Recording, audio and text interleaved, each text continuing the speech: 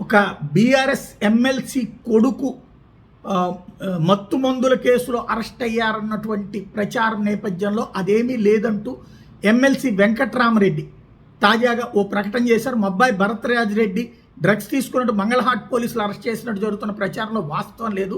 మీడియాలో సోషల్ మీడియాలో వస్తున్న వార్తలు పూర్తిగా నిరాధారం, అవాస్తవం అంటూ ఓ ప్రకటన చేశారు. వాస్తవానికి పోలీసులు, మంగళహాట్ పోలీసులు మా ఇంటికి వచ్చిన మాట నిజం. ఒక డ్రగ్స్ కేసుకు సంబంధించి విచారణ జరుపుతున్నామని Bharatraj Reddy common friends phone జాబితాలో తన ఫోన్ నెంబర్ ఉండటంతో అనుమానంతో విచారించాల్సి ఉందని కోరారు. విచారణలో ఈ డ్రగ్స్ కేసు వ్యవహారానికి భరత్రాజ్కి ఏ సంబంధం లేదని పోలీసులు నిర్ధారించుకున్నారు. భరత్రాజ్కి చేసిన డ్రగ్స్ టెస్ట్లో నెగిటివ్ వచ్చింది. ఈ విషయంలో అనేక అవాస్తవాలు ప్రచారంలో ఉన్నాయి.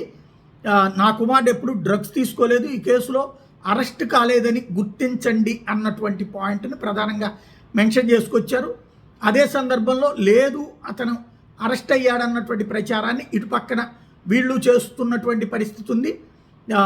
అతన్ని పట్టుకొచ్చేటటువంటి సందర్భానికి సంబంధించినవి అంటూ కొన్ని ఫోటోలని, వీడియోలని వైరల్ చేస్తున్నటువంటి పరిస్థితి అయితే ఉంది.